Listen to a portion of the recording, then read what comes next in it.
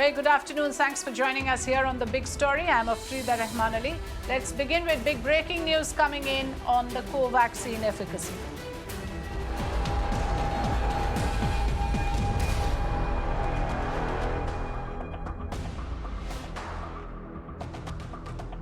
Covaxin efficacy is at 77.8% as per phase 3 trials. Bharat Biotech's phase 3 trial data has been approved. Expert panel clears the Bharat Biotech's phase 3 trial efficacy data. The efficacy stands at 77.8 in phase 3 trials. So finally we have the efficacy data of Covaxin after phase 3 trials. Let me go across to Ayushman to understand this. Yes, Ayushman, over to you for the details. And this, of course, has been much awaited. Covaxin has been questioned for its efficacy, and finally we have an answer. Well, Afrida, the Covaxin's efficacy data was something that was not there in public domain, and without phase 3 availability, the data of phase 3 was not there. The questions were being raised as to why the vaccine is being administered. And that is something which has been now represented here in the subject expert committee's meeting. This was discussed, the phase 3 data was given, and in that it was said that it has been demonstrated that the vaccine has shown an efficacy of 77.8%. The exact details are yet to come out, but we have got this from our sources who have confirmed that Covaxin, which is India's indigenous vaccine candidate in the phase 3 trial, where more than 25,800 volunteers had enrolled. The data results are out, and it has been shown that vaccine efficacy of Covaxin is 77.8%.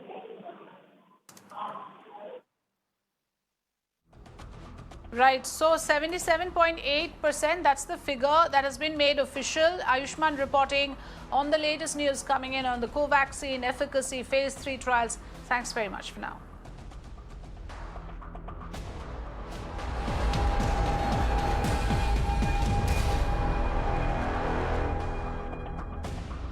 Maharashtra Health Minister Rajesh Tope has said that it's up to the police to find out whether the vaccines were genuine or not, as there is no other scientific way of determining it. The minister also added that the government is awaiting a prima facie report in order to take any action. So Rajesh Tope, and prior to that we also heard the health secretary mention this, that it is after all the police investigation that is going to finally reveal whether the vaccines administered in an unauthorized manner in several vaccine camps that were organized across the city, were those vaccines real or fake? That answer can only be given by the police after investigation into where the vaccines were procured from. That is Rajesh Tope, Maharashtra Health Minister, speaking on the issue, saying it's up to the police to find out about the authenticity of the vaccines. How exactly these victims will ever come to know whether they were vaccinated authentically or not?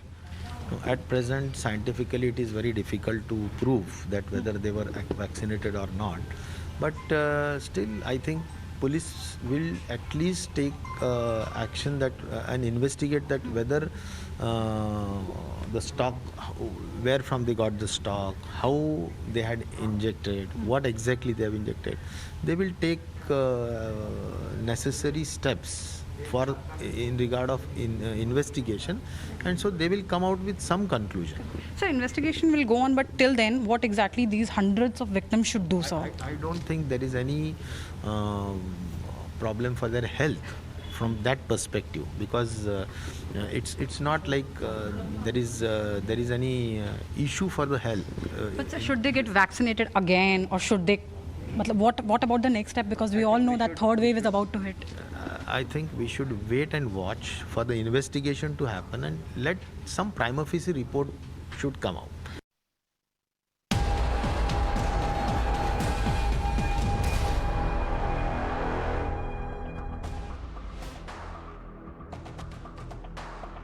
The latest on the Mumbai vaccine fraud, where Bombay High Court directs the Maharashtra government and the Mumbai civic body to form a policy on an SOS basis to avoid incidents of frauds or fake vaccination drives. Bombay High Court also asked the government to see to it that the investigation is not delayed.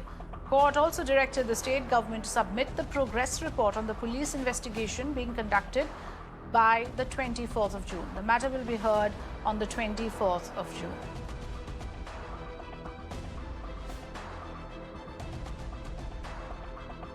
Disha Shah joining us on the phone line. So Disha, some clear directives coming from the Bombay High Court to the state government on the vaccine fraud issue. Tell us details, please.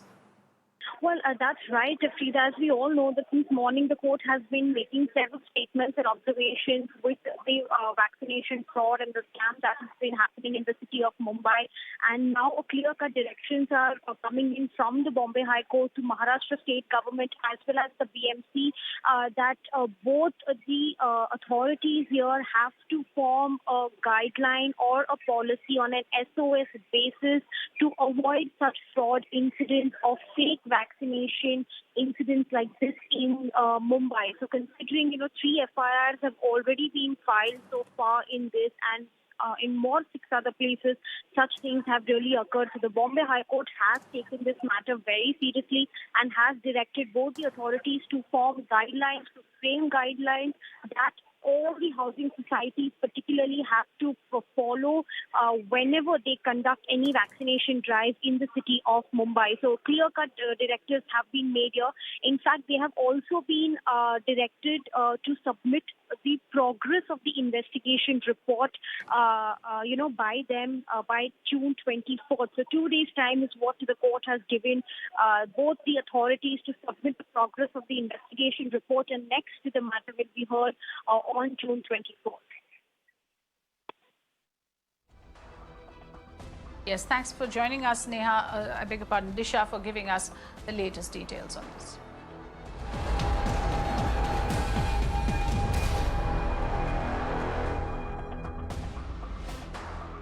News that we are breaking to you. High-level panel submitted recommendations to the Karnataka Chief Minister on the issue of reopening of schools and colleges. The panel recommended opening of schools and colleges and focusing on getting the students above 18 vaccinated, trying to get maximum teachers jabbed. The Karnataka Chief Minister said that going forward that will be our focus, and also to get students above 18 immediately vaccinated so that starting with the senior students, schools and colleges can reopen. ನಾನೀಗಾಗಲೇ ಹೇಳಿದಂತೆ ಶಾಲಾ college ತೆರೆಯುವ ಬಗ್ಗೆ ವಿದ್ಯಾರ್ಥಿಗಳು ಮತ್ತು ಶಿಕ್ಷಕ ವೃಂದಕ್ಕೆ ಲಸಿಕೆ ನೀಡಲು ಆದ್ಯತೆ ನೀಡುವಂತೆ ಸಲಹೆ ಮಾಡಲಾಗಿದೆ. ಶಾಲಾ ಕಾಲೇಜುಗಳನ್ನು ಹಂತ ಹಂತವಾಗಿ ತೆರೆಯುವ ಬಗ್ಗೆ ಚಿಂತನೆ ನಡೆಸಲು ಸಮಿತಿ ಸಲಹೆ ಮಾಡಿದೆ. 18 ವಯಸ್ಸಿನ ಮೇಲಿನ ಮಕ್ಕಳಿಗೆ ಲಸಿಕೆ ನೀಡುವ ವ್ಯವಸ್ಥೆ ಮಾಡಿ ಕಾಲೇಜುಗಳನ್ನು ಪುನರ್ ಪ್ರಾರಂಭ ಮಾಡಲು ಚಿಂತನೆ ಮಾಡಬೇಕು ಅಂತ ಸಲಹೆಯನ್ನು ಕೊಟ್ಟಿದ್ದಾರೆ. ಕಾಲೇಜುಗಳ ಬಗ್ಗೆನೇ ಸಲಹೆಯನ್ನು ಕೊಟ್ಟಿದ್ದಾರೆ. ಕಾಲೇಜುಗಳನ್ನ ಮೊದಲು ಪ್ರಾರಂಭ ಮಾಡಿ ಕಂಪಲ್ಸರಿಯಾಗಿ ಟೀಚರ್ಸ್ಗೆ ವಿದ್ಯಾರ್ಥಿಗಳಿಗೆ ವ್ಯಾಕ್ಸಿನೇಷನ್ ಮಾಡಿಸ್ಬಿಟ್ಟು ಕಾಲೇಜುಗಳನ್ನು ಪ್ರಾರಂಭ ಮಾಡ್ಬೋದು ಅಂತ ಸಲಹೆಗಳನ್ನ ಕೊಟ್ಟಿದ್ದಾರೆ. Neha Hebbale joining us live with more on this. Neha, you're tracking the story closely. Just wanted to know, so it was not a matter of whether or not to open schools. It was simply a discussion on when and how. Can you tell us what were the recommendations made, and is there absolute consensus that schools should reopen, but then there should be a process in doing so?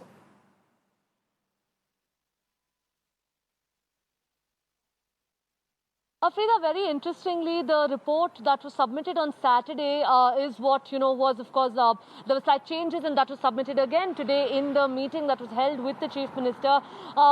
Largely, we do understand that the committee has recommended reopening of colleges and schools, citing that students are having something known as backward learning, wherein, they're also forgetting what they've already learned, and which is why it's key that the children come out, attend classes, and, so this is what the committee has recommended to the government. Let's just give you a few quick takeaways, important takeaways from what exactly the recommendations are. First of all, the committee has recommended that all those in and around, in close contact with the students, that's the teachers, the staff, the transport staff, all of them get inoculated. That's one. Secondly, the fact that, many of these students are possibly on some medication for some chronic illness. These students must only report to the classes, if at all, as and when the schools reopen, they must report to the classes only after consultation with their doctors. Now, apart from this, also we're seeing that for the senior category of 60 plus, all staff, this could be teachers or support staff also for that matter, should continue to work from home or must get, in fact, both the shots of the vaccination and only then report. Now, apart from this also, Afrida, we're seeing how the committee has said that, something as specific as, the stationery that's to be utilized in the classrooms, each student must, in fact, have their own. And most importantly, the committee has said that a 2 lakh insurance cover for each student must be provided by the government in the likelihood that, a student, of course, does end up testing positive. They should not be scrambling for funds to get themselves treated. So these are a few of the recommendations, the important ones that have been submitted to the government. The Chief Minister too, saying that they would consider these recommendations and keep it in mind before taking a final call. So having said that, Afrida, while on one hand, the expert panel over here, as well as the government, is hinting at the fact that schools will be reopened in a graded manner, there are several parents and even the Women and Child Development Minister over here, Shashikala Jolle, yesterday, who's aired some concerns about reopening of schools, keeping in mind the fact that there is a wave that's impending right now, the third wave that's coming. Will they be able to, manage reopening of schools and manage the situation? That is something that, of course, will have to be looked into.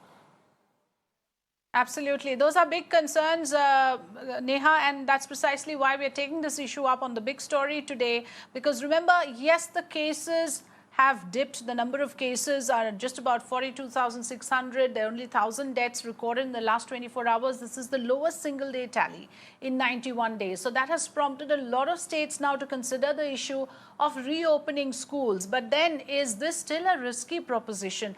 Are we really ready to have our children attend schools in this country? That's one of the big questions we are addressing today, because enclosed spaces again can become fertile grounds for spread of the virus. We know this is human-to-human transmission. We are talking about children are not yet vaccinated. So is it a little premature to have the classrooms open out?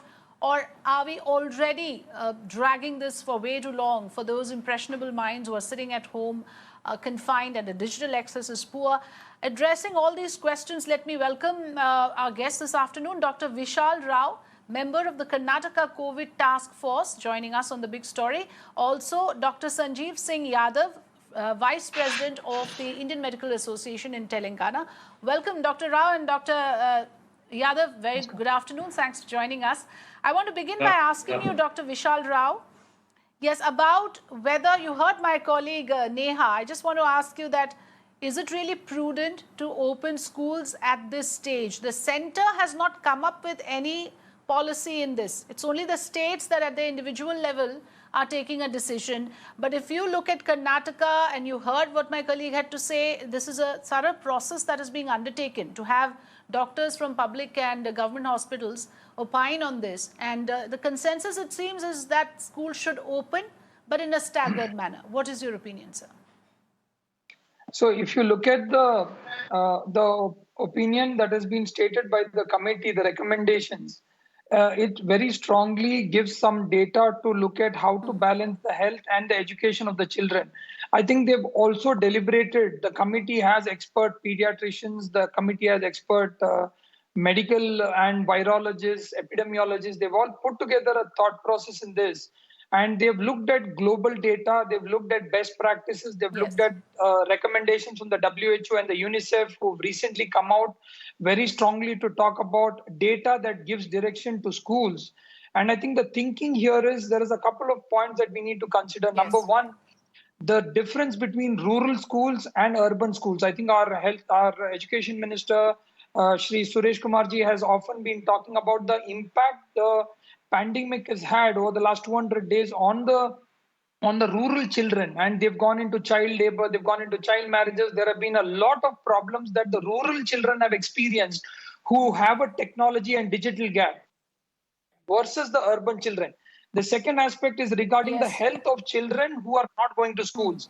And the third data which points out is that it has been consistently shown that from countries like Korea and others, that the data points out to say that children need not be creating a major transmission of the virus. And in fact, we know from published data that the children's immune system is way far better. In fact, a lot of recommendations exert caution on high school students and less worry for preschool and primary school children. So I think this is a very, very important decision because we know that COVID is here to stay for some more time, and we will need to start rethinking on social behavioral modifications and balancing it with some amount of change in the approaches we do towards education to balance the child's health and education together in a balanced manner. Yes, that's the key point, Dr. Rao, that you made about the fine balance between health and safety and education. And it is, of course, a tightrope walk. Dr. Yadav, coming to you on this, the question again is that how long can you keep the children from attending schools? And you heard Dr. Rao saying about this huge rural-urban divide that we have in this country. We cannot even draw directly from any other country in that sense because we are an extremely unique situation where our children in the rural areas do not have digital access. So a lot of them are falling off the radar. They are not attending classes at all, getting sucked into child labor, in some cases even getting into child marriages from certain reports coming in. Dr. Yadav. Yes, ma'am, I do agree to this particular point. You see, rural India access to computers only on cell phone doing the classes is something which is very difficult on the part of the families and the parents to provide them. Rural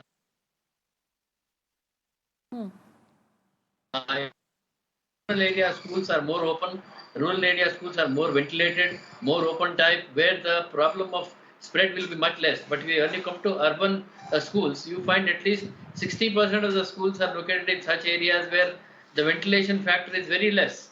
You will find people cramped up into the schools area. In one bench, you will find at least 3 to 4 people, students sitting around. So this is one particular thing. The main crux of all this issue is, had the schools been opened after the vaccination setup was done, it would have been a very easy task, because as we have already seen in adult vaccination, the percentage of people getting COVID is very less after vaccination compared to non-vaccinated people. This particular thing should have been taken into criteria. Already you have 1.5 years of school was closed. What is the hurry in opening next month? We could have waited for one more month, finish the vaccination, and then gone in for opening this school. There would have been a better thing for our children, because we definitely are worried what will happen to our children, because these children will not maintain social distance. They will try to meet each other, play with each other and sit together. They have lost all this activity for 1 year around. They will try to buckle it up in a different manner. So vaccination would have been a better strategy, and then schools. That would have been my take on opening of schools now. Okay, that's a fair point, Dr. Sanjeev Yadav. I want to ask that to Dr. Rao as well. Dr. Rao, first of all, you also mentioned that maybe the younger children are safer and the older ones may not be, but that's just the reverse of what is being considered in Karnataka.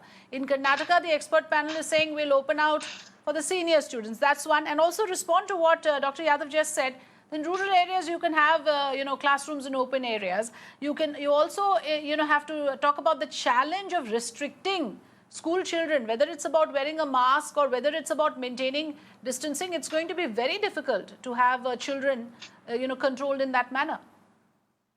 I think I agree with his points that we need to start working on a strategy, and there has to be at some point that we need to start this. That we need to start focusing on how do we create this bio bubble for the schools, which looks at social behavioral modification and looks at the schools and classes changing the norms to create a balance between the students, the teachers and the administrators. But this needs to be thought of earlier than later, because this is going to be a long haul, that we're going to be seeing multiple waves, and we still know that the vaccination for below 18 is going to still take much longer. So at this juncture, I think what also needs to be strategized. Yes, that's what Dr. Rao, what Dr. Yadav was saying. What's the hurry? Why can't we delay it a bit? First, get the vaccination going and then think of opening. Do you agree with that?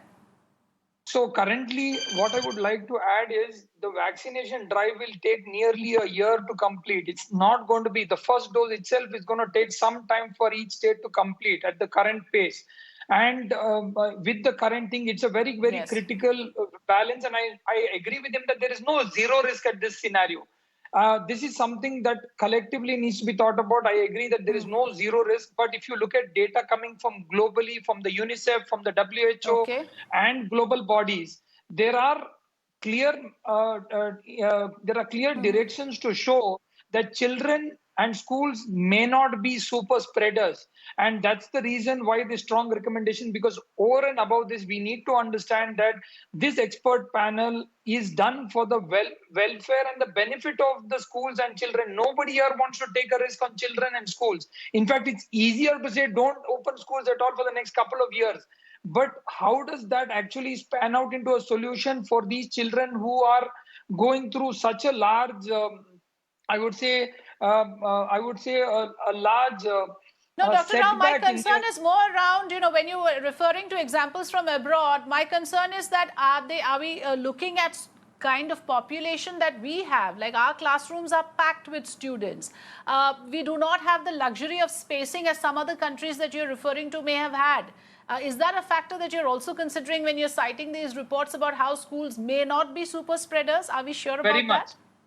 Very much, because I think the importance in the priority is, one is the mask, the second is open ventilation, and the third is the keeping the biobubble small in classes. Now, whether you take rural or whether you take urban, there needs to be a reconfiguration in the classrooms and their approaches, and that is something that each administration will now need to sit down and go on to the writing board to plan each one of it. And the state government is also assured to give some very clear guidelines.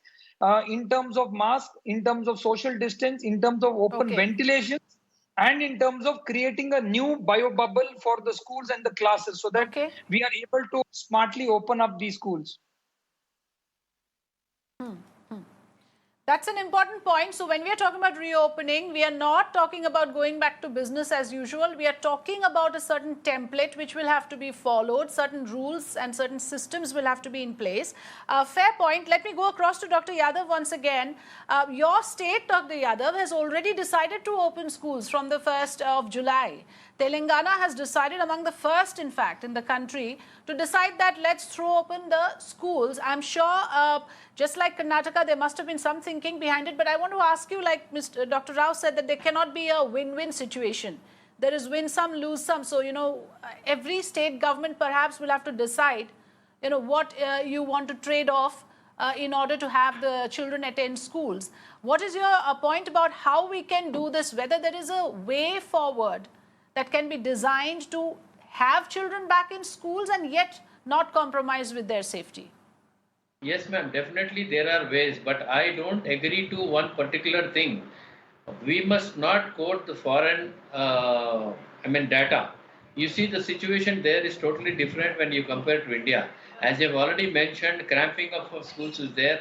Our schools are not that well ventilated. We might be having big schools, but the smaller ones in the suburbs, smaller ones in the lanes and bylanes are definitely not ventilated. Third thing, the way of Indian living is totally different to the way of European and Korean living. There the system is totally different. We must always take our people into consciousness and plan in such a way. My suggestion would be have a shift system. Half class in the morning session, half class in the evening session, or maybe 7th, 8th, 9th, 10th classes to start with. The junior kids, we still are not sure whether the junior kids have enough antibodies to protect themselves. Definitely there is a point of view, their bodies are more stronger, but they are also more vulnerable to many things because they are not in the habit of maintaining that hygiene. What we see in the students in the European countries or other countries. So these are the facts. Shift system is one thing which I was talking about. Other thing is allowing students who already have access to your computers and laptops to do the same thing from their home. Why do you want everybody to come to the school? People who don't have access to that might go to the school. Rest of them can sit at home and do the same picture what has been done from the past 1 year. This could release the pressure on the school. The mass going to the school pressure will be released, and definitely the management will have a longer time to think how to separate these people, how to make things mandatory for these people. These are few steps I suggest. Yes, Others, but for I think that, time the will government tell. of We the have day to. will then have to ensure that there is digital access, which is extremely poor in our country. A bulk of the In the students urban in the area, it rural is not areas an do issue, not ma'am. have digital Urban area is access. not an issue. And the point We about might have this issue vaccination in the is that... rural area. No, but we are talking about an entire state. A whole of Telangana, the rules would be the same. I don't think, the decisions are being taken on a rural-urban basis. And secondly, about vaccination, it's the December target for the adult vaccination to be completed. When are we even going to start the children getting vaccinated? So if we wait for that, it's going to be a very long time before we can open schools. So that debate, of course, continues. But for now, a couple of states, including Telangana and Karnataka, has announced that schools should open. Many other states have not taken a decision on this. Bihar also, of course, has taken a decision to open out schools from the 1st of July. This is something which, of course, will have to be discussed and deliberated with all the stakeholders. I would like to thank Dr. Yadav and Dr. Vishal Rao for joining us this afternoon. Thanks for joining us.